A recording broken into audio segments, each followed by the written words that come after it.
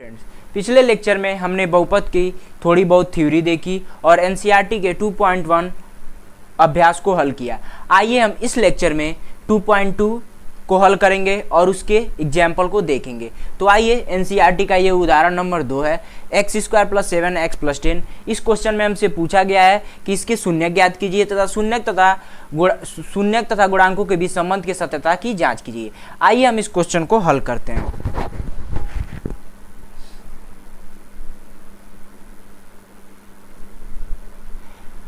देखिए, simple method से हम इसका गुणनखंड करें तो हमें ऐसी संख्या बतानी है कि गुणा करें तो 10 आए और जोड़े तो 7 आए। तो ऐसी संख्या है 5 + 2।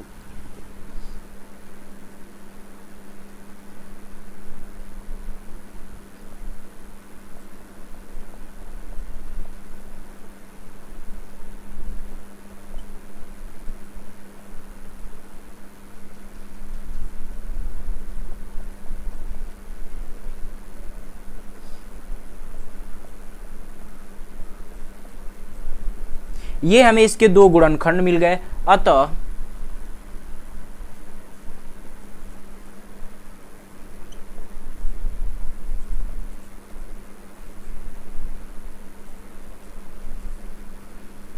इसके शून्य -5 तथा -2 है। अब हमें पूछा है शून्यकों तथा गुणांकों के बीच संबंध के सत्यता की जांच कीजिए। तो आइए हम जांच करते हैं।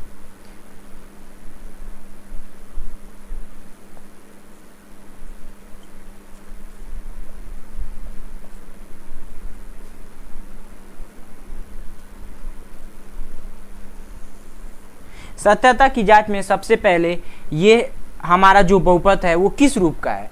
ये हमारा द्विघात बहुपद है और ax² + bx + c के रूप का है। ठीक है, तो सबसे पहले हम इसमें शून्यकों का योगफल देखेंगे। तो शून्यकों का योगफल होता है अल्फा + बीटा बराबर होता है, और यहाँ पे अल्फा और बीटा की वैल्यू क्या है, -5 और -2। तो -5 + -2 बराबर होता है -x का गुणांक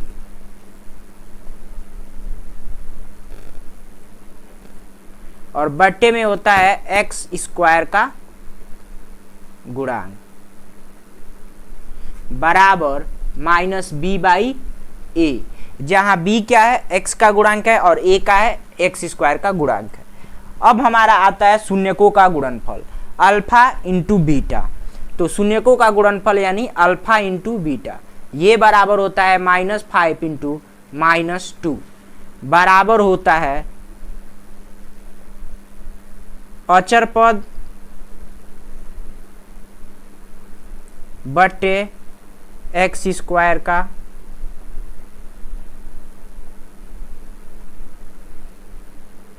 गुणांक बराबर होता है c/a।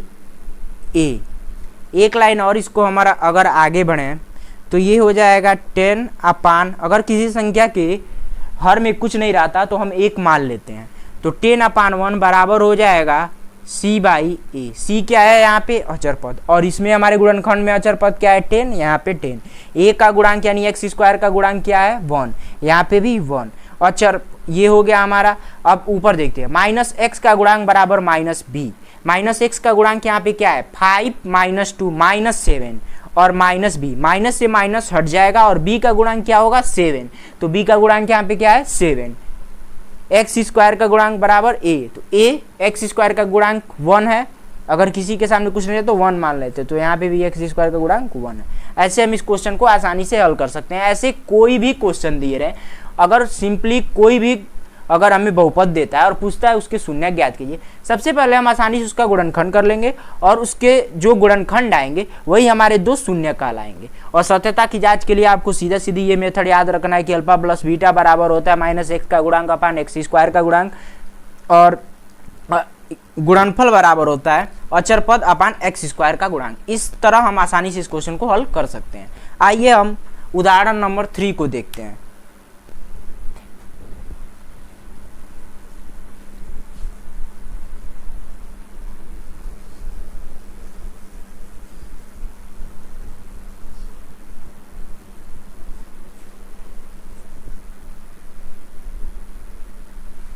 करो।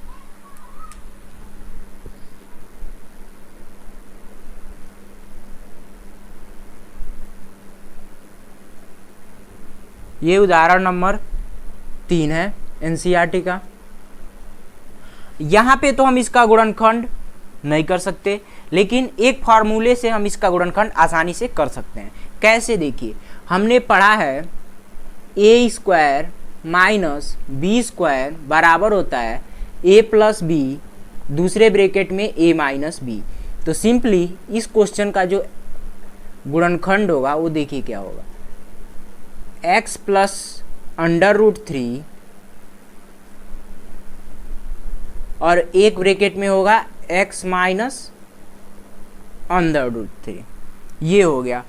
अब इसके दो गुणनखंड मिल गए, दो गुणनखंड मिल गए तो अतः हम लिख सकते हैं अतः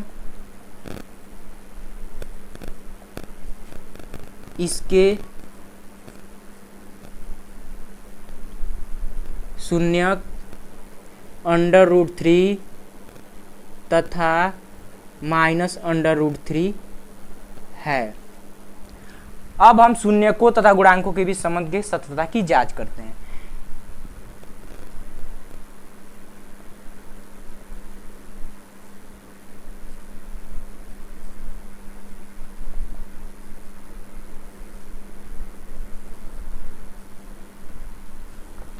सत्यता की जांच में सबसे हम पहले बात करेंगे शून्यकों का योगफल। शून्यकों के योगफल को जानने से पहले सबसे पहले हम देखेंगे कि ये बहुपद किस रूप का है। तो ये बहुपद ax square plus bx plus c के रूप का है और ये एक द्विघात बहुपद है। तो अब हम अल्फा प्लस बीटा वाले फॉर्मूले के से हम इसका जांच करेंगे। योगफल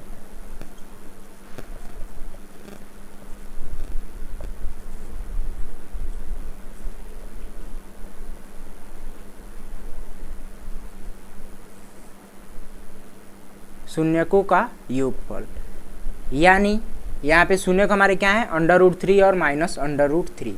तो under root 3 plus minus under root 3 बराबर क्या होता है, माइनस एक्स का गुणांक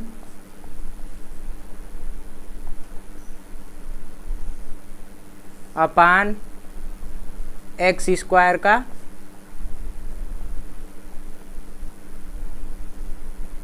गुणांक। ये हमारा हो गया शून्यकों का योगफल। अब हम यहाँ देख सकते हैं under root 3 plus minus under, ये जीरो हो जाएगा क्योंकि यहाँ पे देखें तो हम x का गुणांक क्या है, x हमारा कोई पद ही नहीं है, तो यहाँ पे x का गुणांक जीरो हो जाएगा। एक्स स्क्वायर का गुणांक यहाँ पे क्या है, 1 है। तो यहाँ पे अगर कुछ नहीं रहता है, किसी भी संख्या के हर में अगर कुछ नहीं रहता है तो हम 1 मान लेते हैं, तो वहाँ पे 1 हो जाएगा। अब हम बात करते हैं शून्यकों का गुणनफल। गुणनफल की बात करें यानी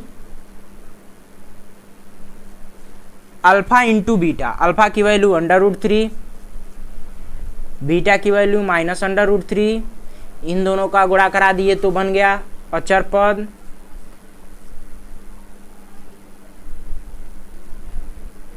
बटे एक्स स्क्वायर का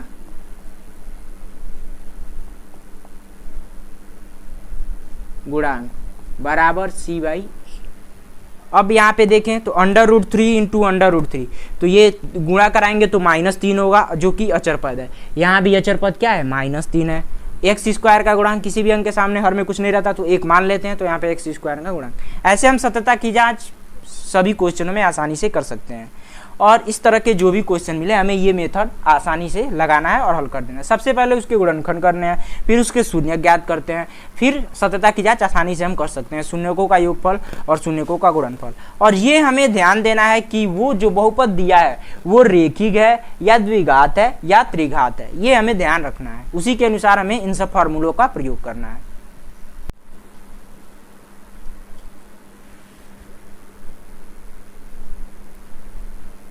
द्विघात बहुपद ज्ञात कीजिए जिसके शून्यकों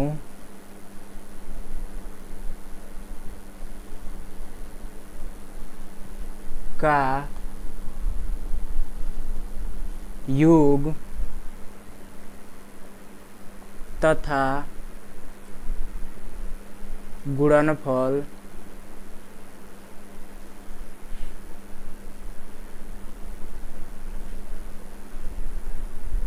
-3 तथा 2 है। अब हमें एक ऐसा द्विघात बहुपद ज्ञात करना है जिसके शून्यकों का योग दिया है -3 और गुणनफल दिया है 2। तो सबसे पहले हम देखिए इस क्वेश्चन में क्या करेंगे। सबसे पहले हमको द्विघात बहुपद क्वेश्चन में शुरू में ही कह दिया है, तो हम जानते हैं कि द्विघात बहुपद माना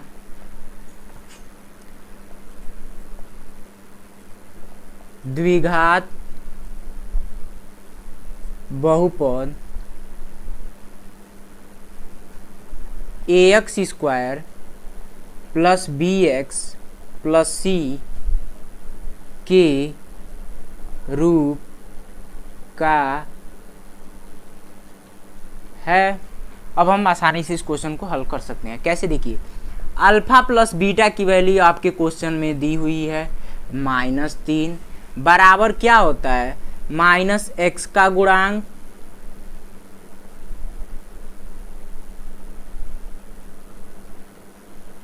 बटे x स्क्वायर का गुणांक बराबर होता है -b/a और इसका गुणनफल जो है कितना है 2 है। तो अल्फा इंटू बीटा की जो वैल्यू दी है वो बराबर 2 दी है। ये क्या होता है अचर पद अपान x स्क्वायर का गुणांक बराबर क्या होता है c/a। ये हो गया। अब हम इस वैल्यू को इस क्वेश्चन में ये जो हमारा बहुपद है ax square plus bx plus c इसमें आसानी से रख सकते हैं। देखिए कैसे, यहाँ पे a की वैल्यू क्या होगी, यहाँ पे a का मतलब है x स्क्वायर का गुणांक, यहाँ पे x स्क्वायर का गुणांक क्या है, अगर किसी भी अंक के हर में कुछ नहीं रहता है तो हम 1 मान लेते हैं, यानी x स्क्वायर का गुणांक यहाँ पे क्या है 1 है। तो अतः हमारा जो बहुपद हो जाएगा क्या हो जाएगा x स्क्वायर प्लस b क्या है यहाँ पे हमारा 3 है, क्योंकि माइनस माइनस दोनों तरफ है तो हट जाएगा और b का गुणांक क्या हो जाएगा 3, तो 3x प्लस अचर पद हमारा क्या है 2। ये हमारा बहुपद हो जाएगा। इसको हम डायरेक्ट फार्मूले पे भी कर सकते हैं, जो हमने द्विघात बहुपद के लिए एक डायरेक्ट फार्मूला पढ़ा था। कौन सा फार्मूला, देखिए ये वाला x square minus alpha plus beta x plus alpha into beta. ये इस फॉर्मूले से भी हम इस क्वेश्चन को आसानी से कर सकते हैं। देखिए कैसे, k यहाँ पे एक ऋणात्मक वास्तविक संख्या है, ये हमें k यहाँ पे एक ऋणात्मक वास्तविक संख्या है, हाँ। X square minus alpha plus beta की वैल्यू हमें क्वेश्चन में दी हुई है, कितनी दी हुई है -3, तो माइनस और माइनस प्लस, तो यहाँ पे 3x हो जाएगा प्लस अल्फा इंटू बीटा की वैल्यू 2 दी हुई है। तो ऐसे हम इस क्वेश्चन को आसानी से हल कर सकते हैं। अब हम बात करते हैं एग्जाम्पल नंबर 5 की। हमारा उदाहरण नंबर 5 है, जांच कीजिए कि त्रिघात बहुपद 3x³ minus 5x square minus 11x minus 3 के शून्यक 3 -1 तथा -1/3 है तथा इसकी सत्यता की जांच करनी है। तो सबसे पहले हमें जांच करना है कि इसके शून्यक 3 -1 तथा -1/3 है। कैसे जांच करेंगे, आइए देखते हैं। सबसे पहले जो हमारा शून्यक दिया है वो हम इस त्रिघात बहुपद में रख के देखेंगे। अगर तीनों ये जो शून्यक दिया है रखने पे अगर इस बहुपद की वैल्यू 0 आती है तब हम कहेंगे कि ये इसके शून्यक हैं, अन्यथा ये इसके शून्यक नहीं है। तो आइए हम जांच करते हैं। सबसे पहले हम बहुपद लिखते हैं। जो हमारा दिया है बहुपद, क्या दिया है 3x³ minus 5x square minus 11x minus 3। अब हम सबसे पहले इसके शून्यक में -3 दिया है, तो पहले हम सबसे पहले 3 रख के देखते हैं। इसकी वैल्यू कितनी आती है। तो 3 इंटू 3 का क्यूब माइनस 5 इंटू 3 का स्क्वायर माइनस 3, ये आपका हो जाएगा 3 इंटू 3 का क्यूब होता है 27 माइनस 5 इंटू 3 का स्क्वायर होता है 9 माइनस 3। अब इसमें हम 27 तिहाई कितना होता है 81 माइनस, ये हमारा बहुपद दिया है। सबसे पहले हम इसमें 3 रख के जांच करेंगे। तो आइए हम 3 रखते हैं। 3 इंटू 3 का क्यूब माइनस 5 इंटू 3 का स्क्वायर माइनस 11 इंटू 3 माइनस 3। तो यहाँ पे 3 का क्यूब होता है 27, 3 इंटू 27 माइनस 5 इंटू 9 माइनस, ये 11 तिहाई 33 हो जाएगा माइनस 3।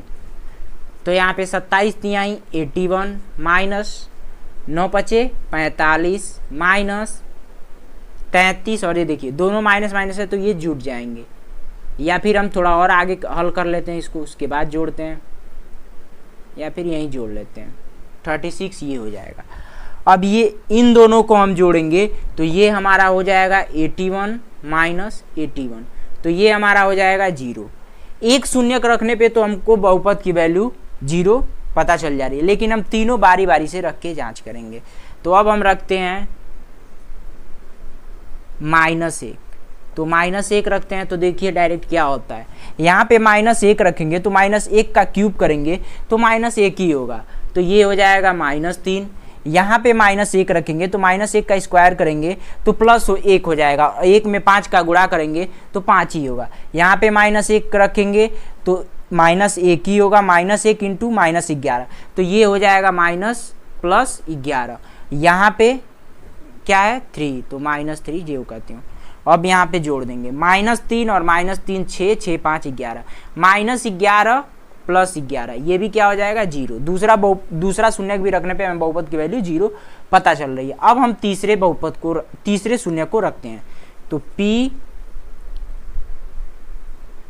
1/3 = अब देखिए 1/3 रखते हैं, तो 3 इंटू -1/3 का क्यूब माइनस 5 इंटू -1/3 का स्क्वायर माइनस 11 इंटू 1/3 -1/3 -3।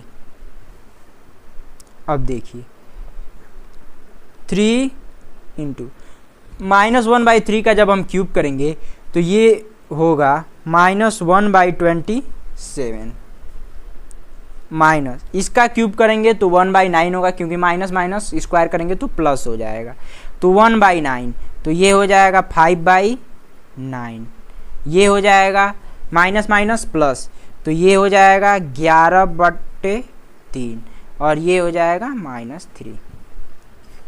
ये कटेगा 3 से कितनी बार में 9 बार में, तो ये हो जाएगा -1/9 -5/9 + 11/3 -3। अब देखिए इन दोनों का हर समान है तो हम इन दोनों को सीधी अब हम इन दोनों को आसानी से जोड़ सकते हैं, क्योंकि इनके हर क्या है एक समान है। तो ये हमारे हो जाएंगे -5 -1, ये हो जाएंगे -6/9 -3 और + 11/3। अब देखें हम तो इन दोनों को जब जोड़ेंगे तो 29 27 और 27 और 6 33, यानी 33/9, और 3 से हम काटेंगे तो 11/3। कहीं ना कहीं ये भी हमारा क्या हो जा रहा है 0। अतः हम कह सकते हैं कि 3 -1 और -1/3 दिए गए त्रिघात बहुपद के शून्यक हैं। अब हम सत्यता की जांच करते हैं।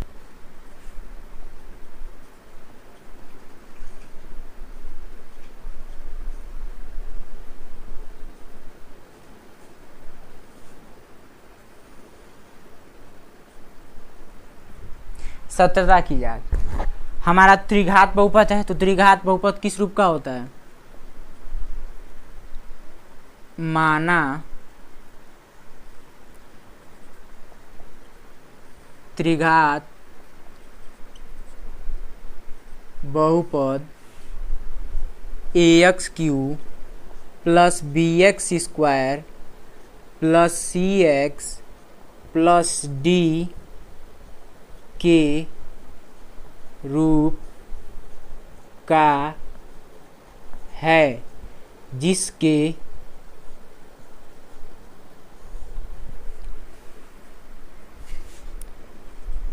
शून्य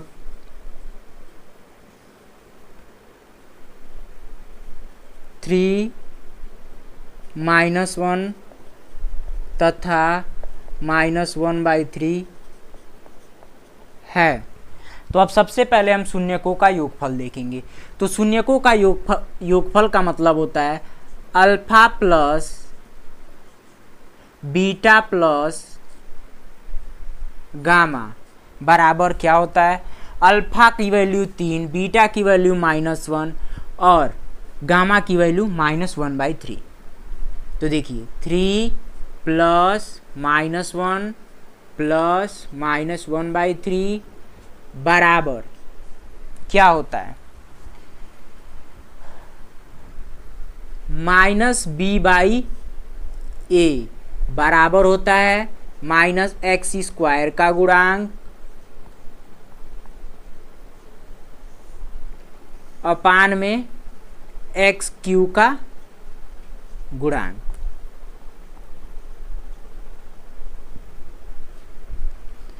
अब देखिए एक लाइन और हम बढ़ सकते हैं, क्योंकि 3 और ये हो जाएगा 3 हो जाएगा -3, सॉरी ये तो 3 रहेगा, ये -1 हो जाएगा, ये -1/3 हो जाएगा। ये 3 में से 1 जाएगा 2 होगा, और 2 3 दूना 6, तो ये हो जाएगा एक मिनट, एक लाइन और हम आगे बढ़ जाते हैं। ये हो जाएगा 2 -1/3, तो ये 3 दूना 6 -1/3, तो ये हमारा हो जाएगा 5/3 बराबर -x² का गुणांक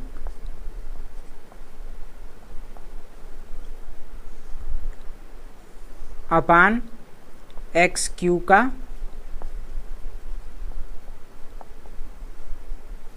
गुणांक। अब हम देख सकते हैं हमारे क्वेश्चन में भी x² का गुणांक 5 था और इसमें भी 5 आया है, और x³ का गुणांक 3 था तो इसमें भी 3 आया है।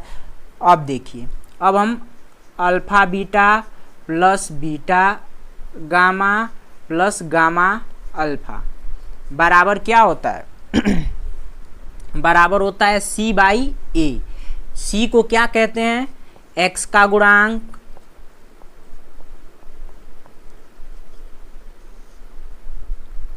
अपान a को क्या कहते हैं? x³ का गुणांक।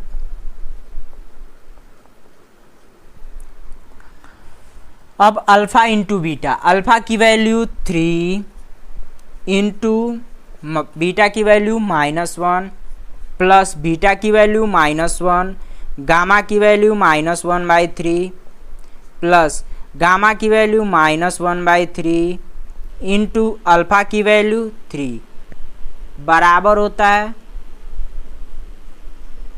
c/a बराबर c/a।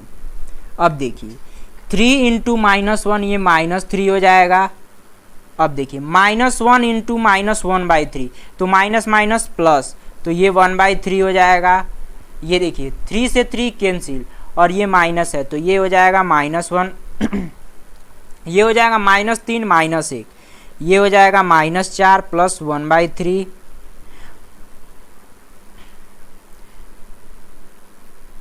ये हो जाएगा -4 प्लस 1/3, और ये हो जाएगा, अगर इसका तिरछा तिरछी हम गुणन कराते हैं तो ये हो जाएगा -12 प्लस 1/3, तो ये हो जाएगा बराबर -11/3 बराबर हो जाएगा c/a।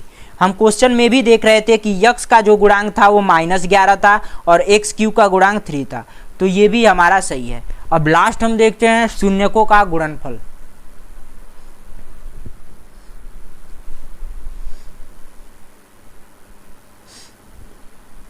यहाँ पे हम चेक कर लेते हैं, थोड़ी सी जगह चाहिए।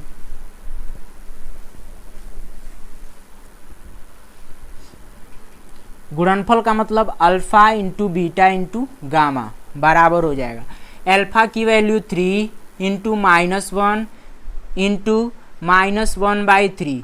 3 से 3 कैंसिल हो जाएगा और ये हमारा बराबर किसके होता है, डी बाई -d/a। डी का मतलब क्या होता है, अचर पद, अपान में ए का मतलब क्या होता है, एक्स क्यू का गुणांक।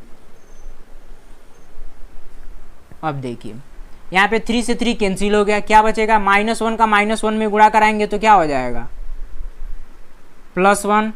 तो ये क्या हो गया, 1/1 बराबर हो जाएगा -d/a। अब हम देख सकते हैं वहाँ पे जो हमारा अचर पद था वो भी हमारा क्या आया था, -1, और ये हमारा भी अचर पद क्या आया है, -1 ही है। और ए का गुणांक, एक्स क्यू का जो गुणांक था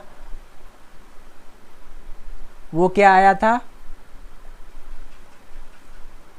सॉरी यहाँ पे हम कट नहीं कर सकते हैं क्योंकि यहाँ पे हमें शो कराना है ना, इस हमको शो कराना है, बराबर दिखाना है ना, इसलिए हम यहाँ पे कट इसको नहीं कर सकते हैं।